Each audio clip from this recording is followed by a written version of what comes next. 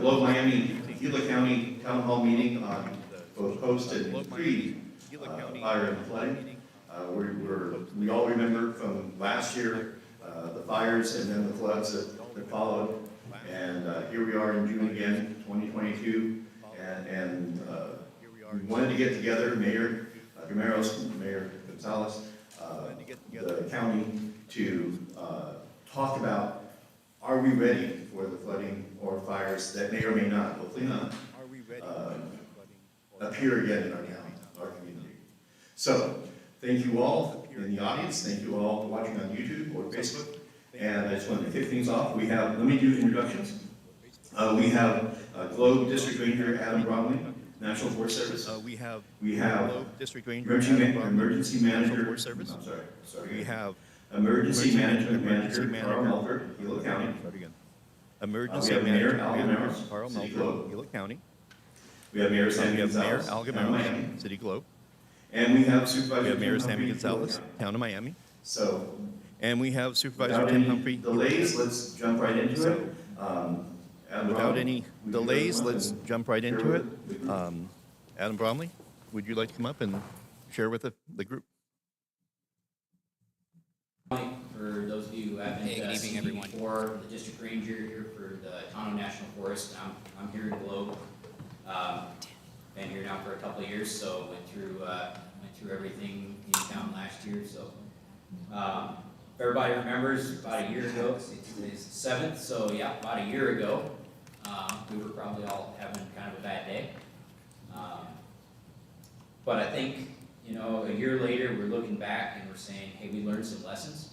I think we as a community have learned a lot about what happens when we aren't necessarily prepared for a fire of that size, and then what happens afterwards. And obviously, I've had a lot of conversations with a lot of these gentlemen since then, and it's just the post-fire flooding that occurred. We wanted to talk about that. We wanted to talk about where we at in fire season now. It's been fire season since January, essentially, because it doesn't actually have rain anymore. But where we're at now, about where we can go and being prepared as a community about how we're going to react and how we're going to try to do our best moving forward. And so, we just kind of want to talk about a few things, and it was really just, some of these conversations were spurred by the events of last year. Obviously, the Telegraph fire, which really greatly impacted our community, shut down our highways, it impacted commerce, it impacted ranching, it impacted the mine. It really just was a pretty big toll on this community as a whole. And so, looking forward at, can that happen again? Absolutely. But what did we learn? And so, how can we as a community continue to be prepared for those types of events? Because we know we can't necessarily prevent those events from ever happening, but we know that we can be prepared. A lot of that goes to Firewise. But we know that communities across the western U.S. a lot of that are goes to experiencing Firewise. things we aren't even unique. Communities across the western U.S. and all experienced of the last couple of years. And so that Firewise piece, and I'll tell you right now, So, I'm not gonna that Firewise overload piece, everybody with information tonight. and If you guys, I'll if tell you you have right actual now, specific not gonna like questions, overload really everybody. wanna take a deeper dive into Guys, something. people have actual specific questions. Our office is right Really down wanna on take Sixth Street a Canyon. deeper dive into something. People are always feel free to stop Our in. office is right We down can try to on answer questions as best we can. people Try to get you the resources that you need. We can try to We answer just want questions you as to know best that we can. can Try come to in, get you the can resources. show up. We That just office is there for you, for And your come in, benefit, and and show up. actually get that information. That office is there for you. So we have our post-fire, or we have our preseason fire meetings. So we have and our all that. post-fire. Granted, we're not really in Or preseason we have fire, our we're in preseason the fire season. Southwest is really. Granted, we're not really in um, preseason. Had kind of a rough start to the fire season, the rest of the country's a lot better off. New had kind of a Mexico's rough had start a to very the fire large season, the number rest of very large incidents, New Mexico's had a really across their entire state. very large, They're experiencing things that we experienced last year. really so, across their entire state. they're really experiencing taking things the that brunt we of the early experienced last fire year. season over there, whereas here in Arizona, we've they're been really lucky taking thus far, we haven't had a lot of large fires, There, we've had just whereas a in handful, Arizona, we've been and lucky really thus haven't had far. a lot A lately. lot of large fires. That being said, current conditions And are really haven't prime, had a lot lately. so our That fuel being said, moistures are very, very current low, it's conditions very, very dry, we're back in drought. So our according to fuel NOAA. moistures are very, very low. It's Basically, very all the dry. We're conditions are back right in to drought. another fire, according to and all it takes is. Basically, all the conditions are right. So just to be aware where we're at there. All it takes is thus far we've been start. lucky. So just to be aware. But we've taken that in stride as well, and some of those lessons learned, and we have extra But resources. we've So, taken that for in stride instance, as right well, now, we and have some of what those are called lessons stereo learned, we controls. have extra resources. So we have extra engines Now we have. that we brought in from across the country that are so we literally have just extra here engines in the event that that we something brought in actually across the starts. country. Also, the that are Southwest literally just Coordination here Center out in of the event Albuquerque that has something also done the actually same starts. thing where they're Also, the pre-positioning Southwest contract Coordination producing Center engines. out of Albuquerque has also done the same thing where they're Helitack pre-positioning. modules and whatnot across Arizona and New Mexico both, Helitack just in the event modules that something actually does happen. So across we're Arizona. getting better, we're being more proactive. Just in the as event far as that actual suppression response. So we're getting better. But as a community, there's still some responsibility that lies But here. as a community, And when I say. there's as still a some community, because responsibility I'm that part of lies it, here.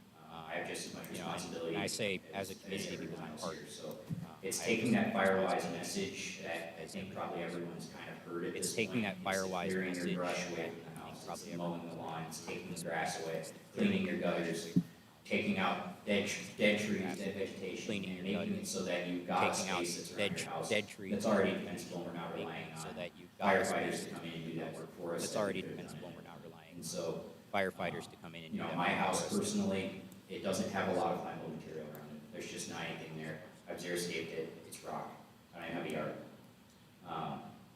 As far as like green grass. So it's just taking steps, those proactive steps, knowing that So we have. it's very just real taking steps, those possibility proactive of fire steps, in the knowing future, that we especially have as, very real it's hotter, it's drier, it just has been over the last decade.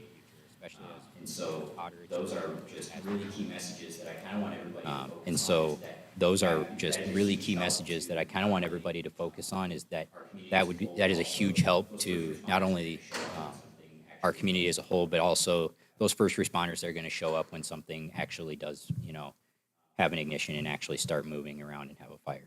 So that's kind of where we're at though right now nationally. It's pretty quiet, but we are ready and prepared. Here locally, it's fire season, and everybody should be very cognizant of that. The Tonto National Forest, and I believe everybody else, all the cooperators, so that includes state and private or in county lands, are all in stage 2 fire restrictions. So basically no open flame, nothing that doesn't have an off switch on it. No campfires, no fireworks, which is normal, no shooting, no target shooting on National Forest lands. So that's all in place, and we are in the middle of fire season. So it's not necessarily a preseason, we're there. As far as post-fire flooding goes, so I really want to touch on this. I really want people to understand that, you know, we've done monitoring on national forest lands throughout the year here. We've paid pretty close attention to it. We still are working really closely with the county and the cities to really take a hard look at what does this look like going forward. I will tell you, we're still pretty much in the same place we were last year. So, yes, there is some grass. Yes, there has been some regrowth. Yes, there is some semblance of recovery across the Telegraph burn scar, certainly within the Woodbury burn scar and the Bushfire burn scars. There's some semblance of recovery in all those places. It's not saying that nothing's happening. But at the end of the day, there's still an increased amount of risk when it comes to monsoon season and our flooding patterns that we're going to continue to see. If we continue to get these large rain events like we got last year, so I believe in August, one of the worst rain events we had was considered a 10-year event. It was about 5 inches of rain over the course of about 5 hours. That's sort of made worse, you know, by the fact that a burn scar happens to exist there. So what is a 10-year event normally soon quickly becomes a 20-year event. So whatever we saw last year is very much what we have the possibility of seeing this year. There may be some changes. There's probably going to be some less debris coming down, things like that to clog stuff up. But at the end of the day, it's going to be just as wet. There's going to be a lot of water coming down if we get monsoon moisture like we got last year, which is the current forecast. Current forecast is for an above normal monsoon, which is great. We all need the moisture. But that could pose some problems for folks that are in flooding, you know, flood prone areas. Even our downtowns, I know, are flood prone, especially Miami. Globe's not immune to that either. I think we all saw that last year. It's just the amount of water coming down can just kind of overwhelm our current system. So being prepared for that now is going to hopefully prevent anything catastrophic later. We may still experience some pretty negative impacts, but I think if we're cognizant of that beforehand, we kind of know what's coming as a community. You know, now is the time to fill sandbags. It's not next month. It's now. It's time to fill sandbags. It's time to start getting, you know, your preparedness. It's time to making sure you've got that flood insurance if it's needed. It's time to clean out your culverts if there's grass or anything that's clogging those. From what we're seeing on national forest lands, it's very real possibility we're going to continue to see impacts to the community from post-fire flooding. But I think those are kind of all my big messages, and you know, and I'll be up here obviously with all these gentlemen as well, and I'll be around after the meeting if anybody needs anything as well. But like I said, our office is open. If somebody needs something, feel free. Don't hesitate to stop in, give us a call, and we can try to answer your questions as best we can. But we do have to step up as a community, and every individual has a piece to this as far as preparing for the next fire and preparing for our upcoming flood season. Adam, thank you. Just a comment on the flow. We're going to go through and hear the bulk of our information will come from Gila County Emergency Management. Then we'll hear from the communities, and then we have question and answer from the panel. We have a microphone down here that you can come up and ask the questions and get the responses. Plus, we have members of the community and of the municipalities here, public safety here also. If you have questions for them or afterwards, we're willing to hang out, stay afterwards and take any questions individually. But if you have that question, probably somebody else does. So for now, next, Carl, do you want to do your presentation? Okay.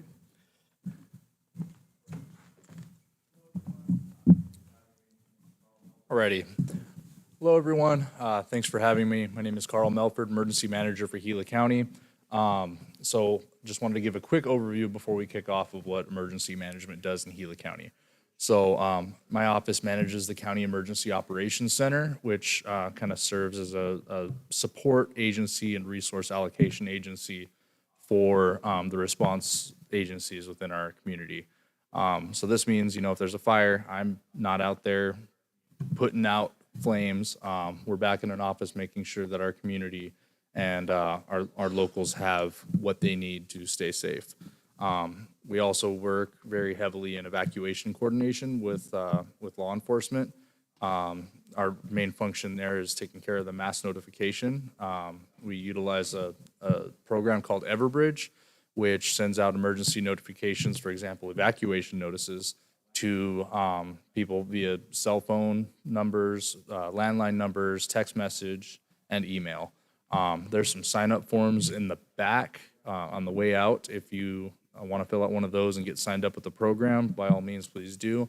You can also create an account on readyhela.com/Everbridge. So I really encourage you all to do that. Let's go ahead and get it started. If you can jump to the next slide. So as we go forward into this fire season and post-fire flood season, it's definitely important that we manage our expectations. This map right here shows every fire scar from 2015 to 2020. And I believe it may have some of 2021's fires in there as well. But you can see kind of where Gila County is. We've definitely been the focal point of fires for the past at least 7 years. So this is something that we definitely have to expect to live with going forward. I mean, we definitely keep our hopes high, but we do need to be aware that this is a risk that is not going anywhere anytime soon. Next slide. So the 2021 fire season, the EOC was stood up to support the response to the Mescal, Telegraph, and Backbone fires, which at one point there was an overlap between pretty much each one of them. We at one point divided operations between northern and southern ops, between the Backbone fire up in Pine Strawberry and Telegraph fire down here in Globe, Miami. Next slide. So what our role in fire response is of course managing the Emergency Operations Center, assisting with evacuation coordination, originating messages to the public regarding evacuations. We also do shelter operations. We, when the Red Cross comes in, we coordinate with them to bring them in and to set up sheltering if the need arises.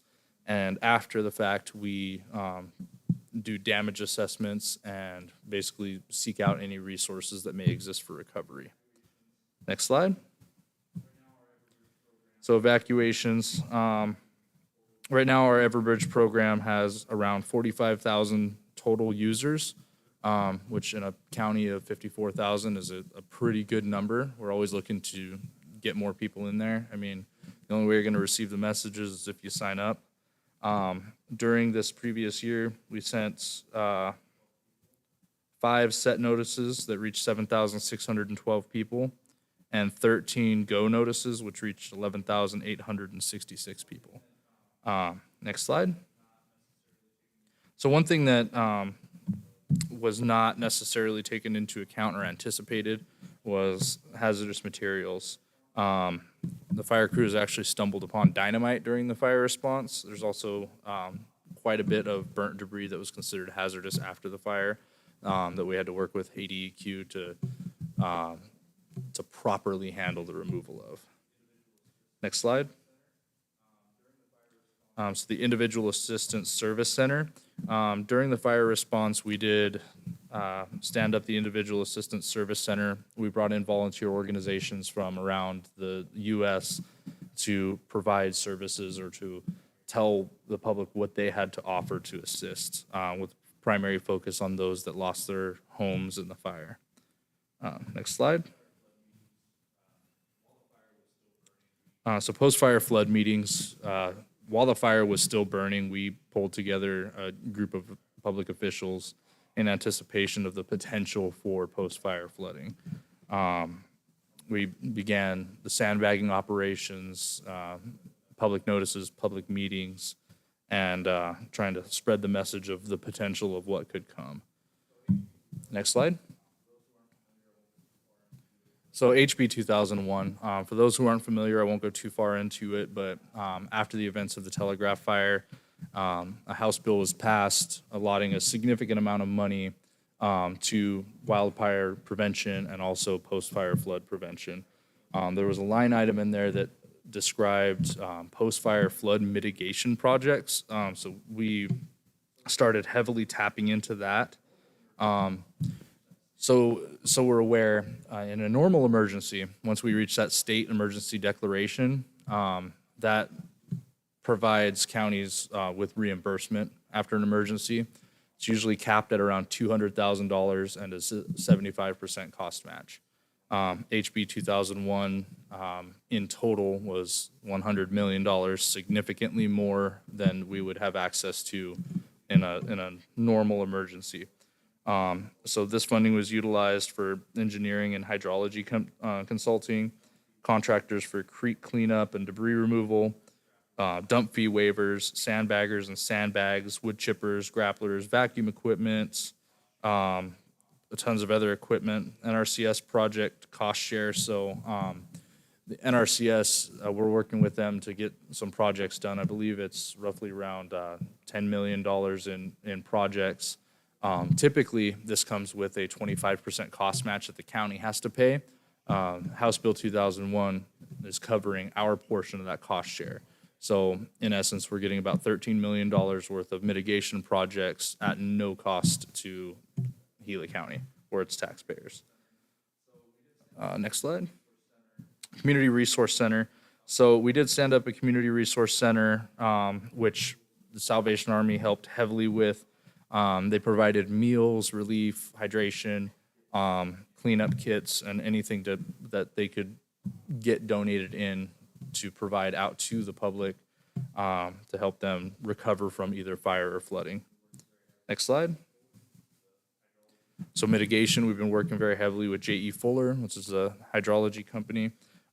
We've done quite a bit of community outreach, trying to let people know the risks that are in our area, promoting where these sandbag stations are, pre-staging sandbags to where they're more accessible to the public. We've had sandbagging events, and I mean a huge, huge turnout from the public of volunteer organizations and just everyday citizens that have come out to help fill sandbags for those that may not be able to fill them themselves, and that was really, really good to see. Creek cleanup and evacuation planning. We've made a lot of internal changes to our processes in the Emergency Operations Center that will help us respond more quickly and more efficiently in future events. Next slide. Alrighty. Monsoon rain gauge totals. This is a question that we're getting a lot, is what exactly did we see last year that caused that flood event? So the Signal Peak rain gauge, you can see the previous years there, 3.7 inches, 1.6 inches, and this last year was 14.5 inches. It was a significant amount of rain on a year that we had a significant burn scar. Next slide. So response and recovery. First off, I want to say I was absolutely blown away by the community response. I mean, for example, the day that Miami flooded, I mean, it was elbows to elbows of people out there with shovels, demucking. I mean, it was great. Pretty much anybody with heavy equipment was out there doing work, and it was just great to see. And it's been the same throughout these tight communities like Miami, Globe, El Capitan. It's been great to see. Volunteer base, I mean, there was pretty much any able-bodied person in those areas was out there helping out, and it was awesome. We've also been working to remove debris from private properties. All of our local contractors have stepped up and have been helping out with that, and we can't thank them enough. And then long-term recovery. We've been working with our community partners about what we can do to help recover for the future. And, you know, a lot of people think about that immediate recovery, but we've also been looking into what we can do to help the community recover for the long term. Next slide. So these are some of the before pictures of some of those properties that were heavily damaged. I mean, there was mud and debris to a level and an extent that was way above and beyond anticipated. Next slide. With the work from our contractors, you can see that a significant amount of debris was removed, and it helped these people tremendously. Next slide. So looking at it after the fact, night and day difference after the debris removal. Next slide. So some projects that are ongoing. So namely in Bloody Tanks Wash, first off, there's plans to remove the sediment and increase the conveyance of the washes. That'll increase the water flow and decrease overtopping. There's designs in place, about 90% complete at this point. For the Bloody Tanks Wash, I believe the Miami Town Council meeting on May 9th, this was discussed to the public there. Next slide. So Russell Gulch. The design here is intended to also help with decreasing the flood potential, increasing the capacity there. Russell Road was one of the bigger problems, especially with it being the main access point to our only hospital in the area. This design's 90% complete. There's a public meeting scheduled for June 30th. And the location for that, Homer or Steve? At the Board of Supervisors office. Okay, so if you have questions about the details of that operation and you live in that area or just concerned for that area, come on down to that public meeting, get the details and ask questions there. Next slide. Albany Road Bridge, adjacent to Icehouse Canyon Road. Again, trying in an effort to minimize the erosion upstream of the bridge and stabilize the channel. You can see the design here. Again, this design is about 90% complete. There'll be a public meeting for this area on June 29th, also at the Board of Supervisors office. Anticipated construction dates late 2022 to early 2023. Next slide. Six Shooter Canyon. The objective here is to stabilize the channel banks adjacent to the Six Shooter Canyon Road, minimize the bank erosion, improve box culverts near Dolores Lane, stabilize bridge abutments to minimize damage to the utilities, road, and private property. Design's about 90% complete. Public meeting, June 29th, 2022, Board of Supervisors office. I'm sure you'll be seeing announcements all across all platforms of media just prior to. And all of these projects, the effort is intended to make these creeks be able to handle as much water as possible. A lot of the areas that we saw flooding were because of congestion and debris coming outside of those creeks. So these are all intended to make those creeks pass water and help us to make it through future events without seeing the damage that we saw last year. Next slide. So rain gauges, for those that don't know, we have various rain gauges placed throughout Gila County. They're available on the county website. You can watch in real time and see how much rain is falling in each area. I spend my days and nights watching this, and if you live near Wash, I highly recommend you do the same for the monsoon season. They update in real time, and you'll be able to see how much water is falling where. Next slide. And I believe that's just about all that I have. Just definitely want to thank everyone that's come together to help our community bounce back from this tragedy that we suffered last year. And we definitely want to spread the message that we are not 100% out of the woods. We need to still practice good preparedness, keeping our homes fire-wise, and paying attention to media and public alerts for future events and emergencies. Thank you all. Appreciate your time. Carl, thank you. Next, we have Mayor Al Gameros, City of Globe, and Mayor Gameros has some fire background also. Good evening, and thank you for attending, those here physically and in social media.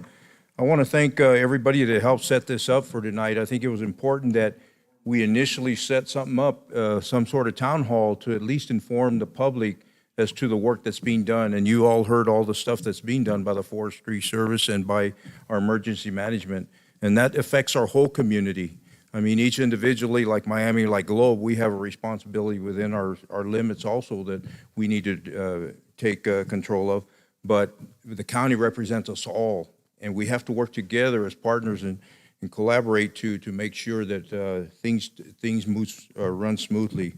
We learned a lot from last year. You know, we learned about DEMA funding, about FEMA funding. You know, we made trips to the Capitol to try and secure funds, and fortunately, we did get funds that came to our community.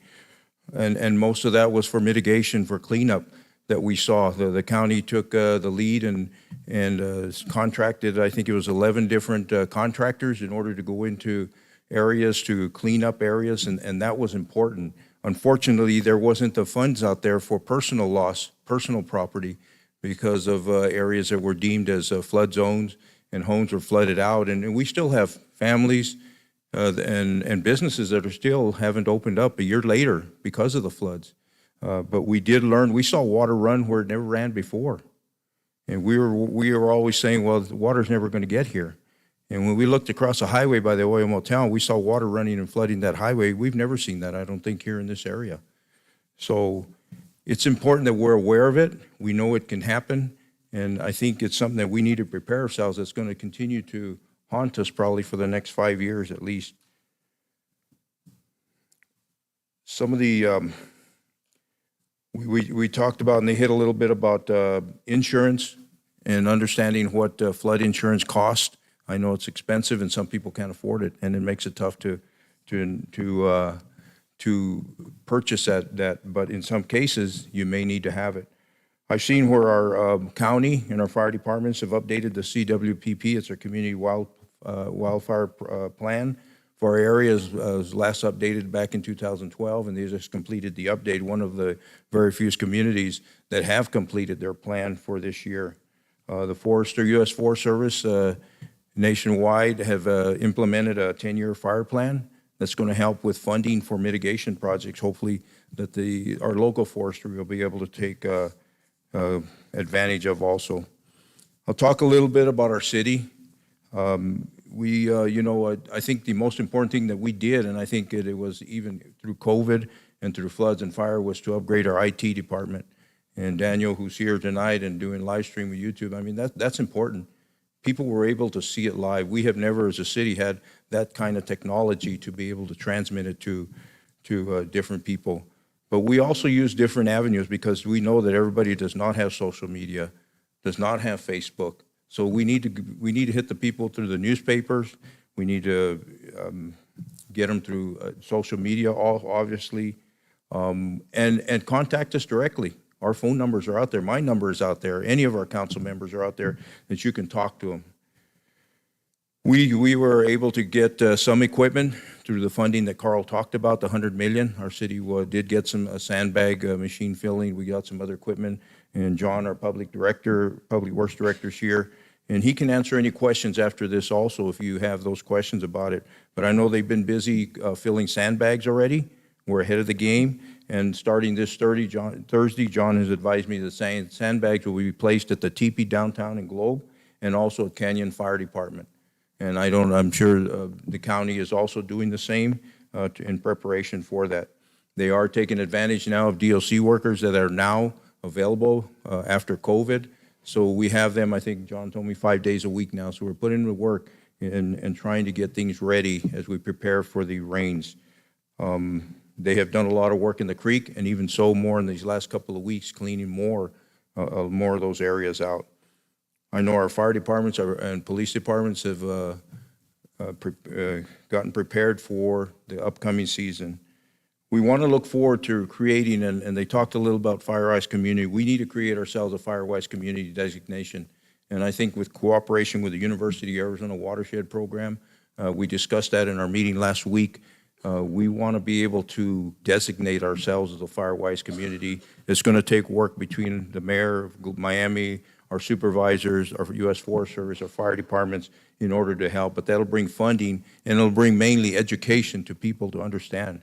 We all have a responsibility. It's not just the government taking care of areas that need to be cleaned up, but we, as property owners, need to take responsibility for that too, to prepare ourselves. You know, I drove by, I'll just give you an example. I drove by Main Street in Central Heights, Copper Country Mobile Home Park. You know, you got a lot of trailers in there, but if you drive by and you see all the dry brush that's out in that wash area right outside, if there's a fire that starts in that dry brush area, it's going to extend into these trailers in this trailer park. So look for those type of areas. Look for areas. If you live high on a mountain, it's your responsibility. That fire is going to travel quicker uphill. Make sure that you have your area cut and protected so it doesn't catch right away. So as a city, we are here. We want to answer any questions you have. You have access to any of our council members. You have access to me. And make sure that you contact us. If you want information, it's very important. And I just want to say that also we want to be aware of the dry washes we have. And we have the Kathy Cañas organization that's been promoting Turn Around, Don't Drown, because those fill up in a hurry and you wouldn't even know it. So just be aware of all our dry washes. I want to thank all our mines also that have contributed, and I see representative from all our mines here. You know, we needed the money for personal loans to people, or for personal funds to people that lost personal items. They were the ones that stepped up and gave large amounts of donations through the United Fund, and then distributed that money through Salvation Army. So we thank the mines for that. They were contributing in our cause. So thank you again. Don't hesitate to call us. My number's on the website. Give me a call anytime. Thank you.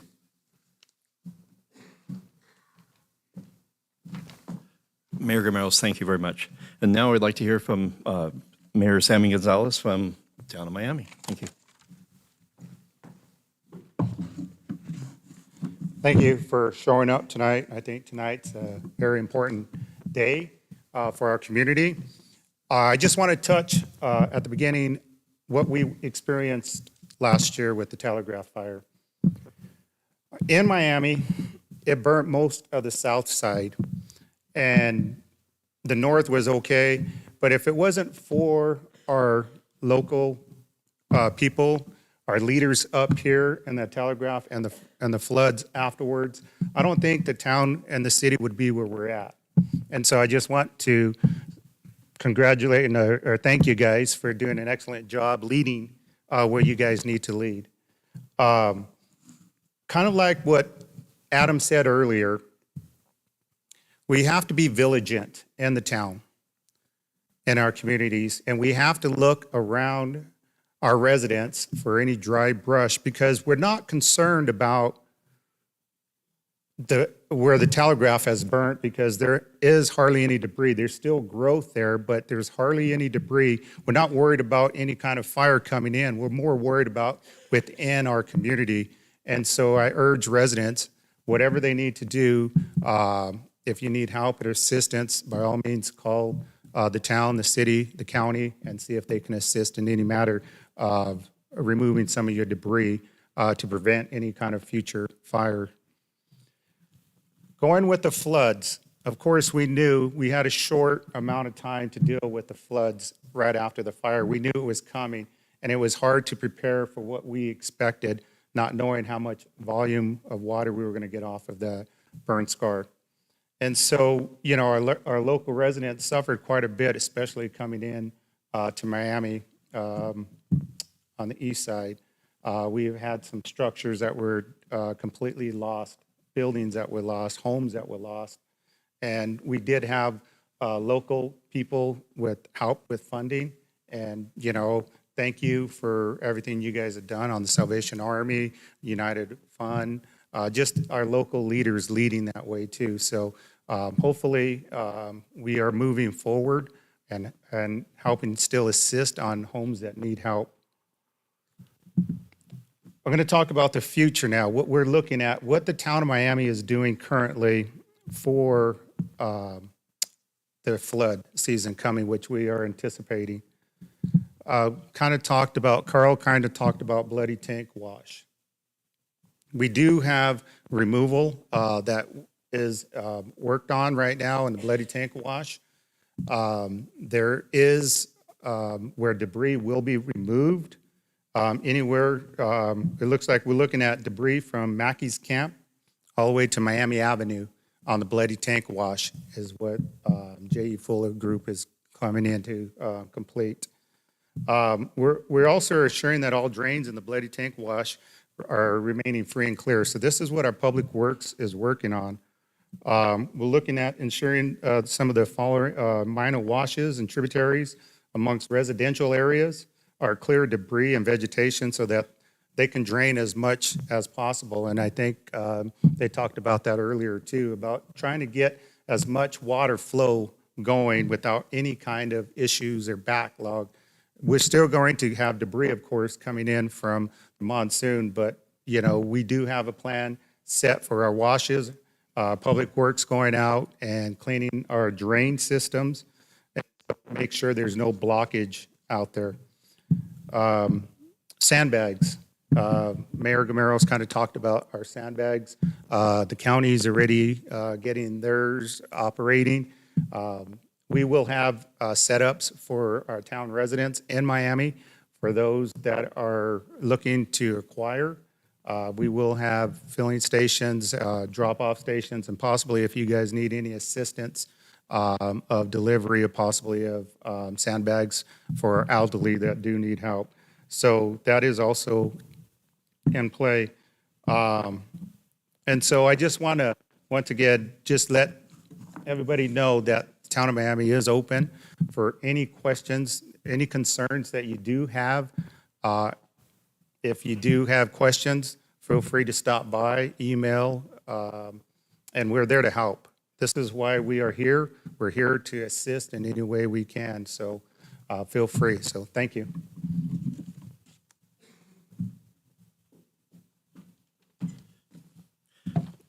Mayor, thank you. And now Supervisor Tim Humphrey, Gila County, you represent us all.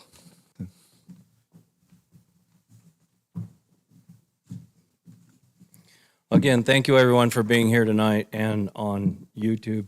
My only question on YouTube, are they going to be able to answer ask questions, or it's just here in the audience? No, that's not functional. Okay, just to let you people at home know that if you have a question, you're going to have to call us because they're not set up for you to take questions over that. But, you know, where I'm at is going forward, what are we going to do? Well, since I've been a supervisor, I've had a preseason fire meeting, and when I was first elected to supervisor, our first fire meeting, we got everybody together to try to figure out what we do in a case of emergency, and it was more about, you know, who has hoses, and if we have a water tanker somewhere, who has different fittings and that kind of thing. And our first meeting, we didn't even talk about evacuation. Well, that year, the Pinellas burnt for the first time, and we got into pre-evacuation. So since then, we've been having preseason fire meetings, and you know, through all of that, and through a lot of the meetings, and through a lot of our deals behind us, the Ready, Set program, the Ready, Set, Go program has come in that has helped a lot of people to get ready because, you know, together everybody works and tries to do the best they can. And what are we going to do this year? We're gonna do whatever we have to get through it, because last year our evacuation center was evacuated. Was it fun? Was it easy? No, but we got through it. And what I have great joy in is like this meeting tonight. Mayor Gameros and Mayor Gonzalez are both Central Arizona government, and so am I. And so I ask them if they want to carpool when we go to CAG meetings. And this meeting was kind of brought together with Mayor Gameros and I, because we knew people the season was coming up, and we had some calls, and we said, well, let's start working on a meeting. And same with Mayor Gonzalez, we have ridden together, which gives us opportunities to talk. And so, you know, one great thing about our community is you have the two mayors in the county and the Forest Service and everybody that all get along. We sit here and talk, and if you want a meeting, we'll sit and have a meeting. If there's something we need to know, if there's something we need to work on, by all means, let us know. There's a lot of questions on what we're doing going forward with the creeks, because the county has kind of taken the lead with that, the way that's going. And everybody says, well, what are you going to do and when are you going to do it? Well, thank goodness for the money put into DEMA, we were able to hire engineers to help us design better flows for the creek. Are we going to have it done by this year? No, not before this monsoon. And reason being, and why is it taking so long, and what are you going to do, is it's one thing having the funding, it's one thing having an engineer firm design water flow for a particular creek, which we have 4 of them that we're working on.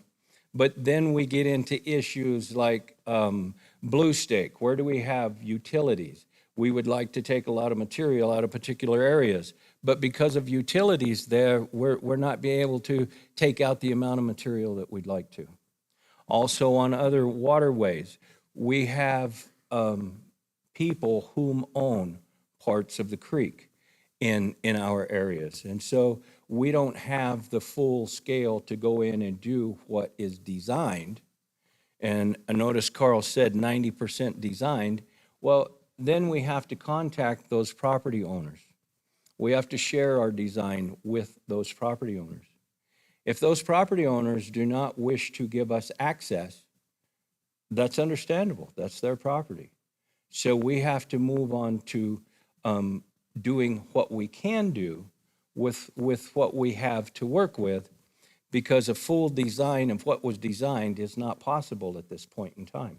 So we have had great success with staff meeting with individuals to help us, and some places we have access, some places we do not. And I respect the people that do not want us to go in on portions of their property. I respect that very much, and I think that's their decision, which leaves us to try to protect our roads and the public with where we do have permission. So believe me, we're doing the best we can with what we have to work with. And, you know, a guy told me one time that, you know, the reason you have a little mirror looking backwards and a windshield this big is you just have to keep going forward. And we've learned a lot looking in that rear view mirror, but it's all prepared us and taught us lessons perhaps that we need to know going forward. But I do know from what we've been through, we all can work together, and we do work together very well. And if there's an issue, or if we need a meeting, or if I need to meet with one of the mayors of the Forest Service, they're a phone call away. And so I appreciate that very much. And as everyone has said, our numbers are out there. I don't care when you call me. I'll call you back, and my number is 928-402-4417. And you can call that, and it comes to my cell phone. And if I'm not in a meeting or busy, it may take me a day or so to get a hold of you, but I will call you back, and I will help you with all the information that I can. And so we look forward to perhaps a slow season with the fire and the flooding. We need moisture. We just don't need damaging moisture. But emergency service is prepared, and we're prepared to do as we need to do to move forward with whatever comes at us. And so I thank you very much.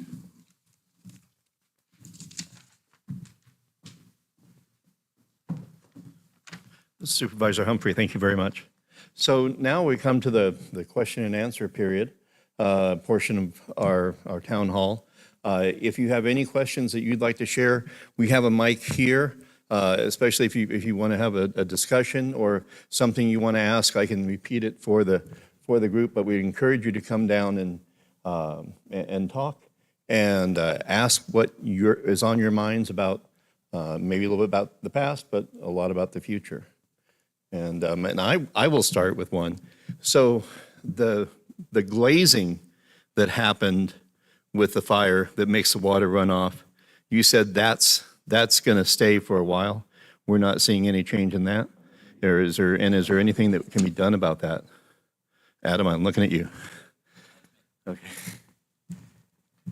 So what Paul's referring to as glazing, it's what we call a creation of a hydrophobic layer. It's when a fire burns through, it burns hot, actually essentially crystallizes the soil in a way that prevents water from actually penetrating that soil. And so what it results in is increased runoff.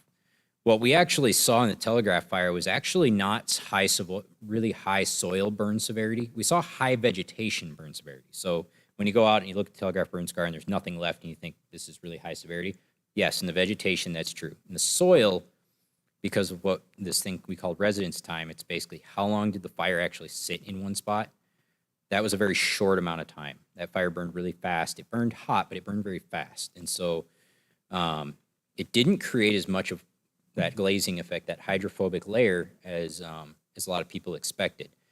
Now, our soils here are sort of naturally hydrophobic anyway, especially on the Pinals. They're heavily comprised of decomposed granite, which is basically a soil that just sheds water anyway. And so, and actually, because of the amount of moisture we got in such a short period of time last year, we actually got to a point where the soil was saturated. It literally, we started having worries about landslides because of the saturation of the amount of water in the soil.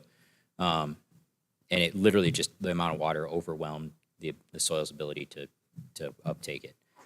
That hydrophobic layer does break down. It takes several years, 3 to 5 years, you're looking at some pretty drastic improvement as far as that soil's ability to absorb moisture. But as of right now, we're pretty much still in the same place we were last year as far as the amount of runoff that we could potentially see if we get another monsoon season like we experienced last year. So, does that answer that question? Yes. Okay. Thank you very much. Okay, so who would like to come up to the mic or raise your hand and a question for the group? There we go.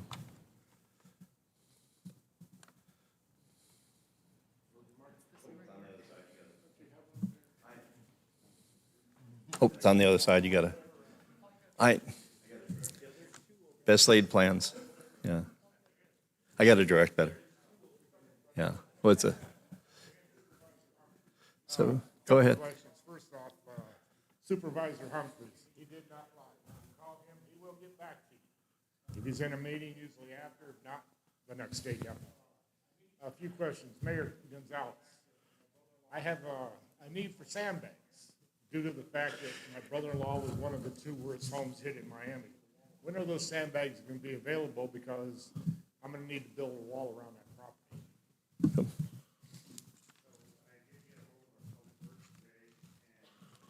So I did get a hold of our Public Works today, and our Public Works Director contacted the county, Mr. Sanders. And Mr. Sanders will be having, they're actually filling the sandbags right now, so we're going to get pallets filled up, and we will have probably 2 locations, one at the Hotstetler Pool and probably one at the Town Barn. So we will have those probably coming in either the end of this week or early next week, so we can be preempt before the flooding season starts and monsoon season starts. Thank you, sir. And then, I forgot your name from Emergency Services. Oh, Carl. Carl, sorry. I've been to the meetings, Sammy, I'm sorry, my name's Mike Black, I'm a councilman for the town of Miami. But we were at the meetings last year after the fire and everything. I notified, what is it, CAP. There was, in the town of Miami, there was no funding for any of the residents in the town of Miami because we live in flood. My question is, the house in question for my family was my brother-in-law's. He's the very first one as you drive into Miami, right in front of the creek, or the wash. And he got literally flooded out. When I went to CAP, there's nothing they can do for him because he lives in a floodplain. Now, this house was built in 1917.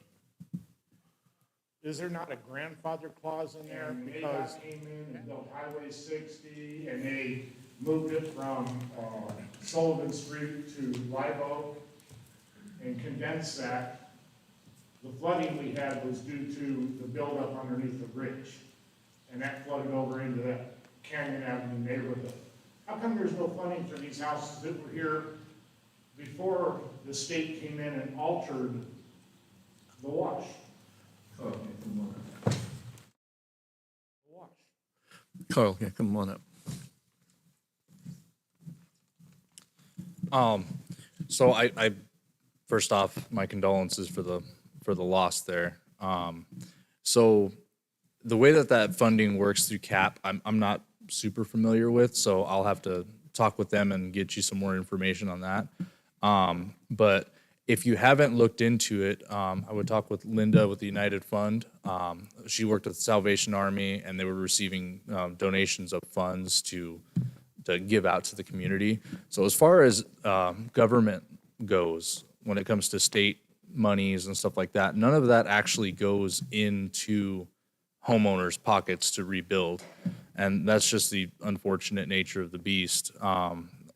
When the private property cleanups that you saw, we were able to get that funded because it mitigates future events. The state funding did not allow for us to repair or replace anything to do with anyone's homes. It's unfortunate, but the funding for that just doesn't exist. And on a typical year, even without the House bill, the only thing that we are allowed to do for a private homeowner is a damage assessment and reach out to private sector partners to assist homeowners.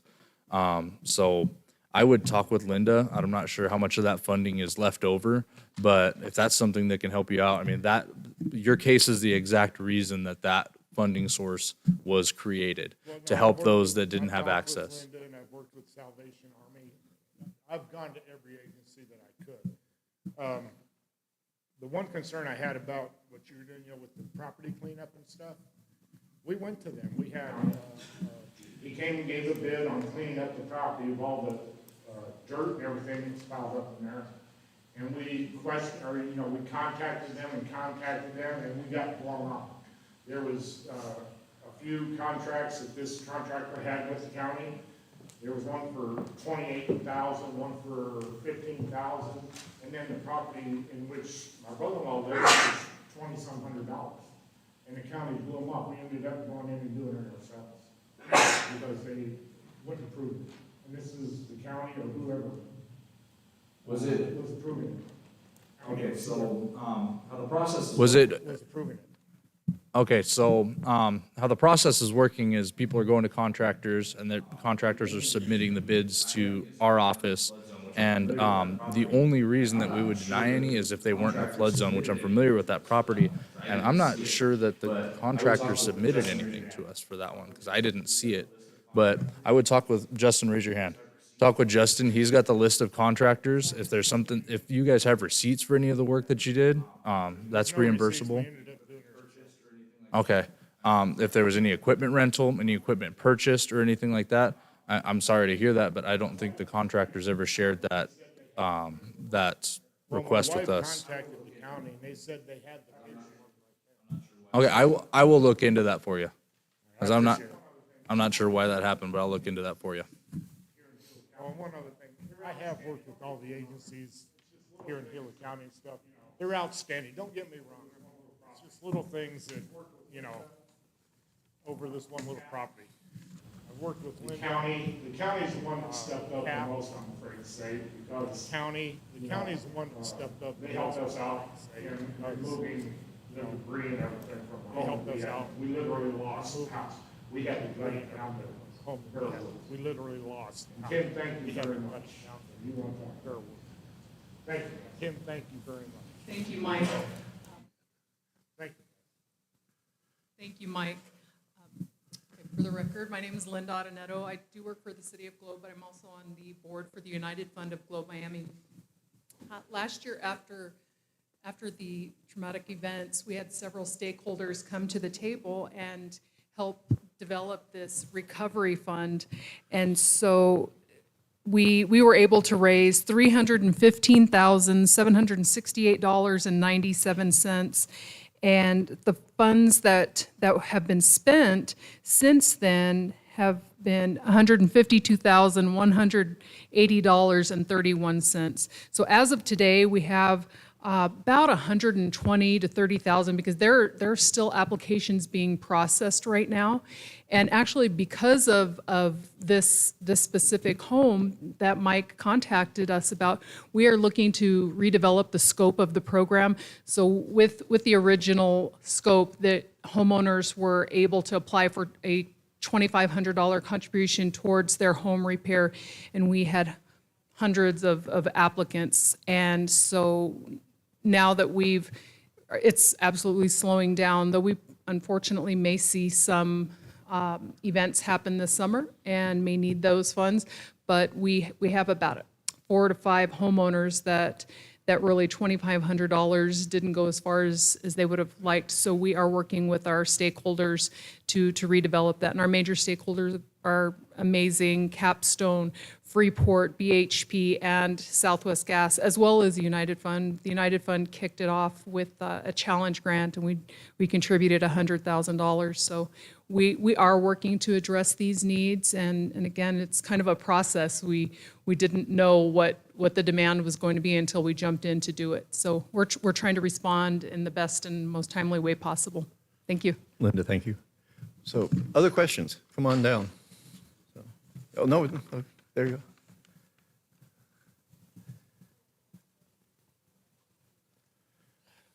You guys have probably already talked about it this before I got here. I got here late. Russell Road, not Russell Road, but Regis Road and 60.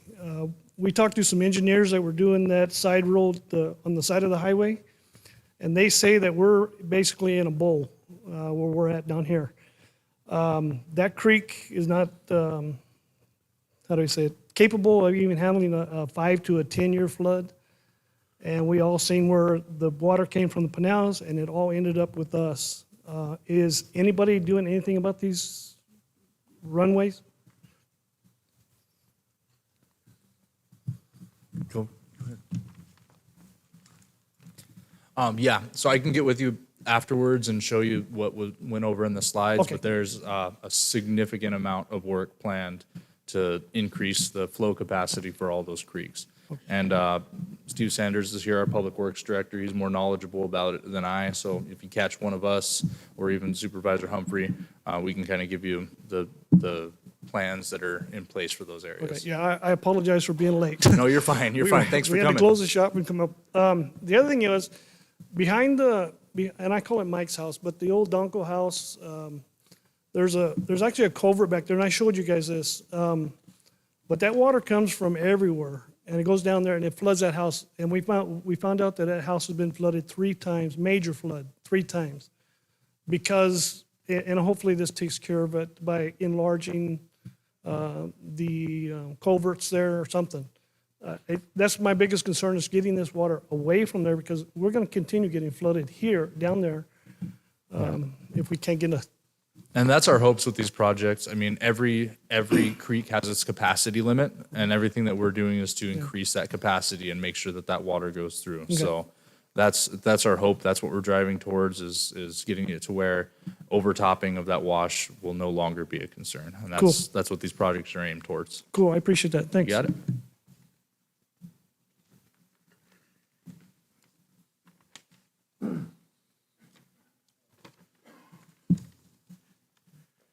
Thank you. My name is Floyd Crank, and I've been around for a while, brought in the family housing over here and the senior housing on the other side of the globe. So I understand how development goes and the engineering goes and everything else.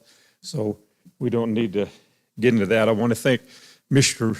Mayor Algamirals for arranging this meeting and having the influence that you had in getting it set up, and the one last year as well. The one last year that a lot of the business people in Globe wanted was a difficult thing to get. And you got it set up last year, put it on a city hall. And the good thing about what happened last year is you had J.E. Fuller there. And J.E. Fuller was able to give us some really good information about the expected flows and stuff that we could be expecting in the surrounding areas. However, I don't remember that much about Miami. But Six Shooter Canyon, Ice House Canyon, and downtown Globe, J.E. Fuller was there to answer questions and provide technical information that people could understand and use to prepare themselves for. This is a great meeting here, and it's nice, and I applaud everything that's happened, and I'm glad we got it, but we need to have another meeting. We got 3 more weeks before the floods are going to start getting here. J.E. Fuller needs to be part of it. We need to have the same kind of presentation we did last year, to where he can give us some projected flows, because they have them. They've been working on this engineer stuff, but anybody who has spent any time walking in this mountain up here have no concept about what happened last year. I went through a boulder field this year that was less than 1/2 mile from the base of the mountain to where it piled up, and those boulders were larger than vehicles. I believe it's on David Cook's ranch right now. It was amazing what happened. Now, we had no way of preparing for what was coming at us last year, but as I've expressed to several people, these washes are now filled up with sand. And granted, the ideal picture that J.E. Fuller has told me is that we're going to get these beautiful flows, and it's going to come down, and it's going to wash the sand out, and it's going to get cleaned up, and it won't be quite so bad. That's great. But on July 3rd and July 4th of last year, we didn't get that kind of flow. And it would be nice to get it cleaned out, but what I'm saying is that there is going to be a flow coming at us this year that is going to be much, much cleaner. But it's still going to have sand and stuff in it, and it's still going to move. And they have an anticipation of what it can be based on their models from a normal year to what we got last year. And so I think it's important, particularly for downtown Globe and some of the other areas. And I am, like everybody else, I'm dumbfounded that there isn't more people here at this meeting. When you see what happened in Miami and you see what happened in Globe, and going downtown and seeing that dadgum black stuff right to the top of the curb down there in front of where my business is, I'm flabbergasted that there's not more people here right now. Now, I've been talking to the engineers at J.E. Fuller right through this summer, some process, until I started asking difficult questions as to why they were spending money here and not spending money somewhere else. The conversation died. But J.E. Fuller has this flow data, and it would be nice, even if we can't get a meeting, get it presented, to get something presented to them that will give us some anticipation of what we can expect or not expect. My personal feeling is that we will not have anywhere near the flows that we had last year. I think everybody's much more prepared. The county has did a phenomenal job at cleaning out all kinds of areas. But there's still going to be a significant amount of flows, and that'd be good information to know. And an expected, realistic expectation is much better than rumors and hearsay and everything else. There's a lot of money that is being poured into the county right now for this work. And by my conversations, whether they're talking about some stuff on Russell Gulch or Icehouse Canyon or Six Shooter Canyon, some of the money that's being spent is not necessarily being spent in areas that are far more critical, like Russell Gulch and Miami. They're talking about repairing some road washouts that took place in our area 5 years ago when I brought it to the county's attention about an illegal bridge that was downstream from my property. In that slide presentation up there, our property was showed several times before and after of what can happen whenever these things happen. But to think about them, what they're proposing right now in our area is removing a tremendous amount of the trees up Six Shooter Canyon. I got a property owner up the canyon from me that's contacted me, Mr. Harmon, and he's having a cow, even though he's been assured that nothing's going to happen on his property. He still has no faith in it. But the removal of all these trees, when we had 10 bank-to-bank floods following the July 4th event, when one day we had 4 inches in just a short period of time, did no damage or no further damage anywhere that I know of, anywhere in that drainage from one end to the other. And so engineers are good, and they have a lot of expertise that none of us have. But after construction for 28 years at that mine and running all the capital projects, I can tell you that they don't always look at all the pictures, and they certainly a lot of times do not implement common sense techniques to solve problems. You know, these washouts along in our area, which they're talking about denuding the Dadgum Creek, we're talking about concrete walls and stuff to put in where the washouts that took place 5 years ago, that's a waste of money. That money needs to go to Russell Gulch or somewhere else where it's far more serious. And so I would like to, and the thing that keeps telling us that we're 90% completed. Last time I was getting any input from the county, it was 60% completed. But we have not had one single person come to our area, not one, after multiple requests, multiple emails to everybody, to walk and tell us people in that area, what they're going to propose to do and what they would like to do, or to ask us our thoughts about what it would be, because we've been through that flood. I had 5 foot of debris on my dadgum property. I know what it's like to be inundated with stuff caused by illegal stuff downstream. Now, we can't go backwards, but we need to try to save our environment in the Globe Miami area. The just random removal of mature trees and stuff up and down because we got a bunch of money to spend and we got contractors that are anxious to get in there and do the work is not a justification for that. We can, if those flows that J.E. Fuller could demonstrate in a good meeting to us, if they can prove that these areas where they want to remove all these trees will increase the flow when we're upstream from after Ice House Canyon and we're twice as wide as what we have down there on Wallaman Road, they've got an argument that they're going to have to prove. Numbers prove it. But I'm very glad that we're going to have additional meetings. Six Shooter Canyon and Ice House Canyon is scheduled on the 29th. But after seeing the turnout here, I'm flabbergasted. I am absolutely flabbergasted. You looked at what happened in Miami, what happened last year, and you can't get a turnout to come and find out what's going on. I mean, it's got to be frustrating to everybody here. You work your tail off, you try to get together a presentation, you put together slides, you try to talk to people, you try to get it arranged, you get on the social media, and what do we got here? Well, 50 Mr. Crank, god-dang people? we have this on YouTube, and so we'll have a link on the website. Yeah, well, people let those people know that they can come back and at their leisure watch it at a right, time that's and common convenient. sense things. There's no people, I know people who put up walls in Russell Gulch on the downstream side that when the flood came, it came into their property, filled up their stinking property, and they had to open gates to get it to flow through the property because they put the walls on the wrong side of the property. I mean, I don't know what the answer is, but for our area, what I've requested repeatedly is to have a public meeting, and I didn't see any times on these meetings, so I hope with all my heart that these meetings are scheduled like at this time of the day so people can get there and everything else. But, you know, I understand that there's like 11 million funds for NRC or whatever, but let's try to get these meetings in the afternoon if we can, in the evening about this same time.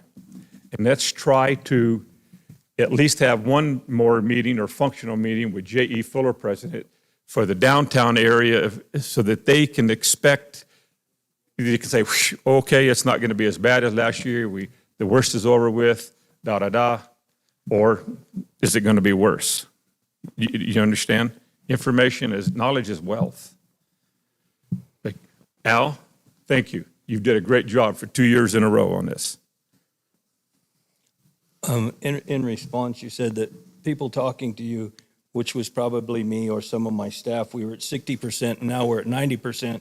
That's 30% better than it was a while back.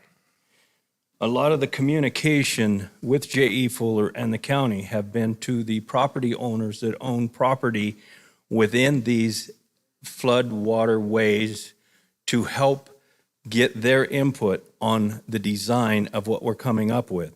So until we are able to meet with all of the property owners that own property in Six Shooter, Russell Gulch, and all of these other drain areas, we do not have a full design. And it's difficult to go to the public, to people, and tell them what we're doing when we're not quite sure yet until. So we have not reached out to ask for public input because we're still working on design with J.E. Fuller. And at that meeting on the 29th, it will be in the evening. It will be in the Board of Supervisors room. J.E. Fuller will be there along with county staff.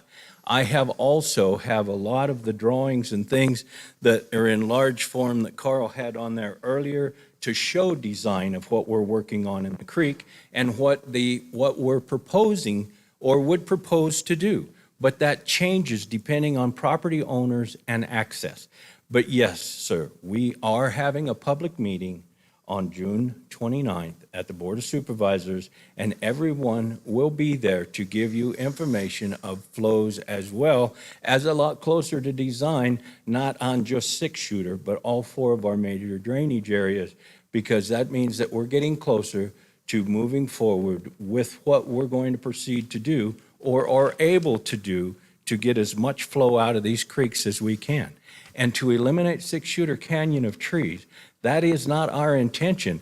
I have talking to several property owners myself, and if they own property in the creek and they want their trees, there's nothing we can do to take their trees. If they want their property undisturbed by county or engineers, it will remain undisturbed unless Mother Nature decides to change it. Because if they will not allow us access, we have no access. And so I hope that's helped answer some of your questions and concerns. And if it doesn't, I'll be around afterwards, and I'll do all I can to help you maybe better understand of our intentions. Okay, I've heard all that before from you, Tim, and we've been through this before. I understand your stance on this before. Just because the county owns the creek and we're not property owners that own the creek, doesn't mean that we're not affected by what they do. In front of my property alone, they came in and took out 18 mature cottonwood trees that were totally out of the flow. In the bank and on up the creek, they took out another dozen or so. There's no reason to remove trees that are holding the bank and are not causing the constriction of flow. And just because we don't own that creek doesn't mean that we're not impacted by it. There's dozens of people up there that have spent hundreds of thousands of dollars for their property because the trees are there. We don't need to have a 5-foot wide, 300-year-old cottonwood tree taken down because 100 yards down the creek, there's a small washout that comes in because there was no curb and gutter on the road, and was nothing done when they repaved the road a while back. So if you want to have a dialogue, you or anybody can come out there and agree to meet with the property owners in the evening, and let's talk about it, because engineering costs money. I'm not going to get in a personal debate with you in a Okay, I public know, meeting. but you're not going to I'll be convince happy me, to be around along with these afterwards. scare Thank you. tactics you use. Common sense in this funds that are going to be spent, it would be nice to have it used and applied. And just because we don't own the creek doesn't mean that it doesn't influence our lives long-term, and it doesn't mean that we don't have thoughts on it. So I'm requesting again, the same thing that I did before. So hopefully on the 29th, it will happen. And Carl, do you know what time? Is it 5:30 or Tim? Do we know what time on the 29th? What's that? Yeah, I believe it's set from 6 o'clock until 8 o'clock on that date at the Board of Supervisors. And next, I have a question. Okay, one quick thing, just on Fuller. Carl, is J.D. Fuller still able to come to, say, Globe or Miami Council and give presentations as Mr. Crank has recommended? Can we utilize them again like we did a year ago? That was a very helpful meeting.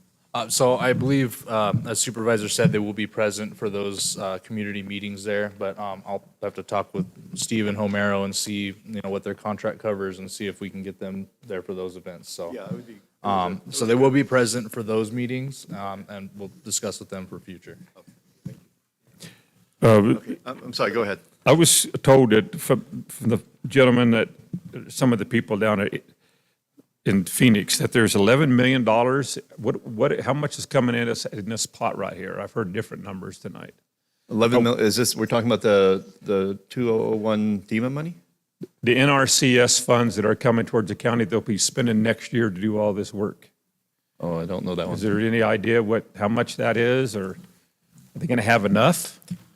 So I believe what was applied for was, altogether, wasn't it around like $13 million in projects?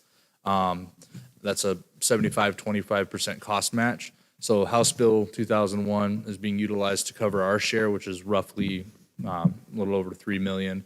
And then we will be acquiring another 10 million from the NRCS to secure those projects. So 13 million roughly in total with no cost to the county. That's great. Thank you very much. Appreciate it. Thank you. Who else would like questions? Please don't be shy.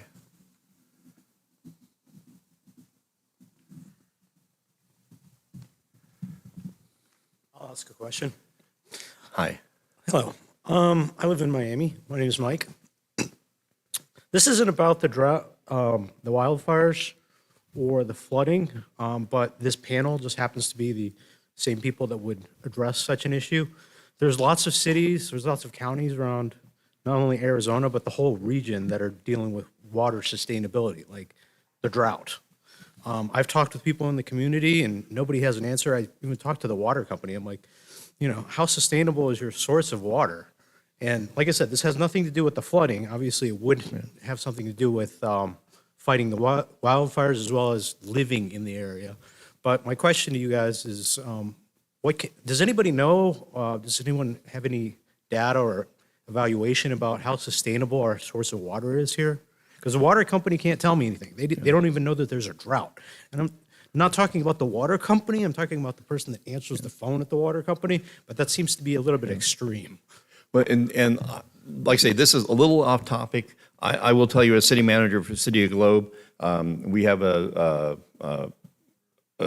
availability of water to the point where we've had, every 20 years, we've had access to buy additional water. We have not had to use that. We feel comfortable now with the Cutter aquifer that we're doing well, but we're always got our eye to the future. We always got our eye to, you know, what's coming down the pike. And so we're not in some of the drastic situations there are in other parts of the state. But any further answer than that, I don't really want to speak. But it might be something I know. Mayor, do you want to talk? Yeah, if I could just find out who's got their eye on this, because it doesn't seem like anybody does, so. Yeah, and we have a concern about that also. There has been a committee that has established for the last 3 years through the University of Arizona and a watershed committee.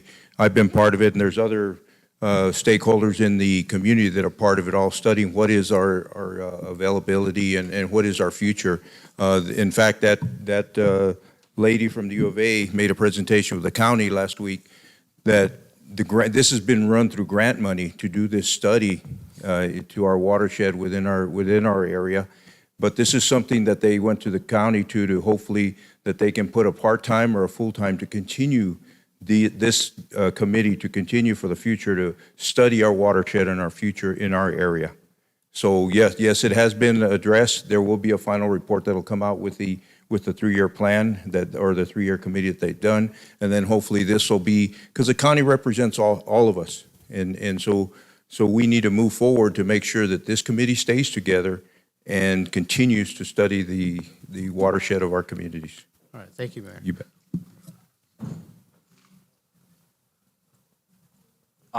Two more things to add to that. So as emergency manager for the county, my job is during the off season, hypotheticals and doomsday situations. So this is something that we've put a lot of thought into and actually experienced to some extent. I can't speak on behalf of the sustainability because that's not my area of expertise by any means, but my area of expertise is what happens when stuff goes wrong. So we've had issues with water contamination, water outages in certain areas, and we do have processes for trucking water in large amounts to suit needs. Again, that's kind of just going back to what we do in emergency management, preparing for that worst case scenario.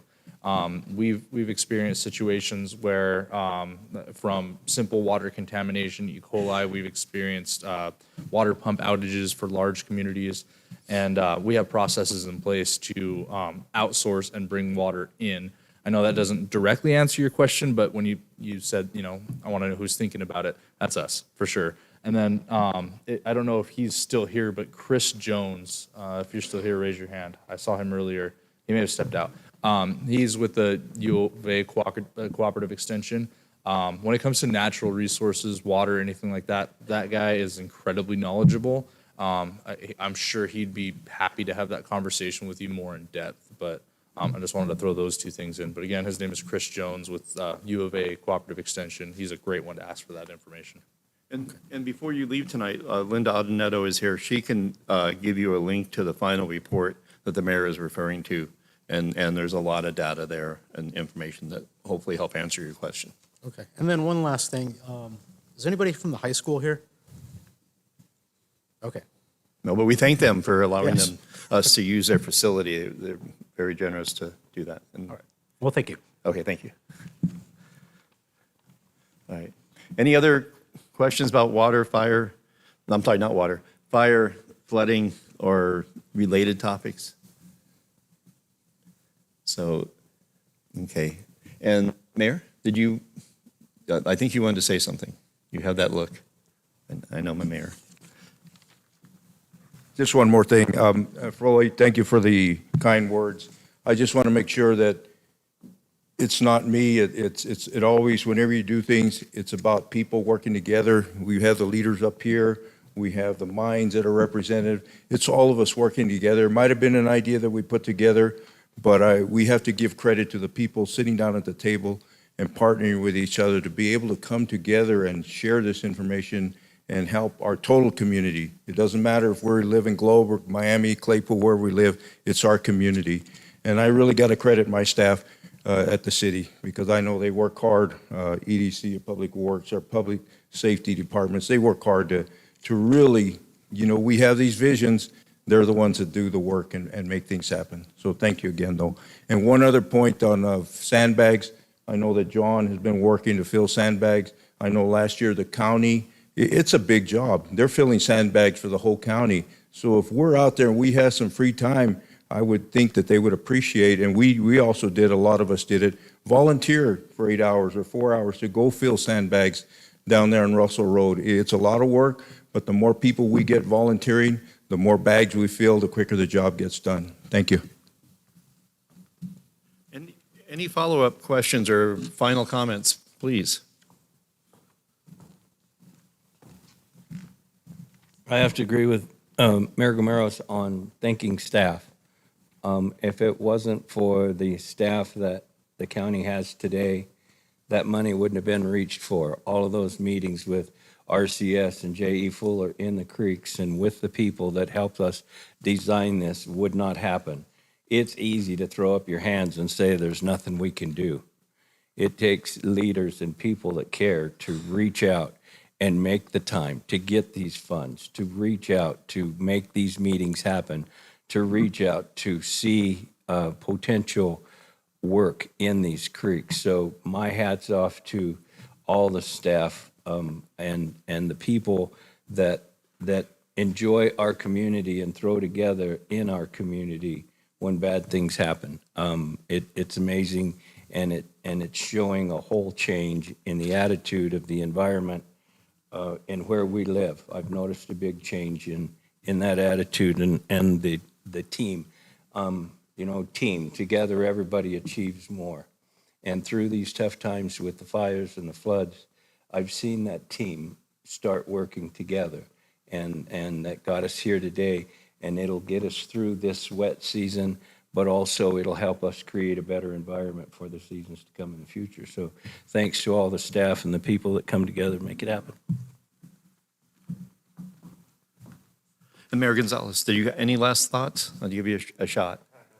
Okay, all right. Well then, unless there's any other questions from the audience, we're gonna thank you all. Thank you to City Globe staff that's here, all the people here supporting, and all of you came out to hear this. Encourage people to stay alert. Watch this YouTube video in the future, and hopefully we'll have a nice, calm, measured, moistured summer and monsoon season. So thank you all. Okay. What's that?